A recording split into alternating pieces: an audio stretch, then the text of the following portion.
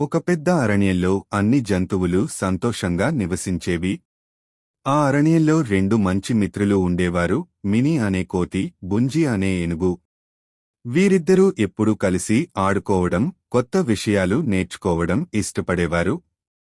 ఒకరోజు బుంజి ఏనుగు చెట్టు కింద కూర్చుని ఆలోచనలో పడ్డాడు. రేపు మన దేశానికి స్వాతంత్ర్య దినోత్సవం కదా. మనం కూడా ఏదైనా ప్రత్యేకంగా జరుపుకోవాలి అన్నాడు. మిని కోతి వెంటనే ఆనందంతో ఎగిరింది. అవును బుంజీ, మన దేశం స్వేచ్ఛ పొందిన రోజు ఎంత గొప్పది.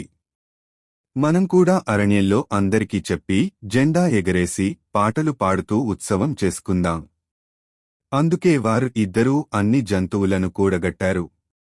సింహం, పులి, జింక, ఎలుగుబంటి, నక్క, పక్షులు ఎవరు మెగలకుండా అందరూ చేరారు. మిని కోతి చెట్టు మీద ఎక్కి పచ్చ, తెలుపు, కాషాయం రంగులతో చేసిన ఒక చిన్న జెండా కట్టింది. బుంజి ఏనుగు తన పొడవాటి తొండంతో ఆ జెండాను ఎగరేశాడు. జెండా గాలిలో ఎగురుతూ చూసినప్పుడు జంతువులందరూ ఆనందంతో కరచాలనం చేశారు. ఆ తరువాత మిని కోతి చిన్న ఉపన్యాసం ఇచ్చింది. మన దేశం ఎన్నో కష్టాల తర్వాత స్వేచ్ఛ పొందింది. మన పూర్వీకులు ధైర్యంగా పోరాడి మనకు ఈ స్వాతంత్ర్యం ఇచ్చారు.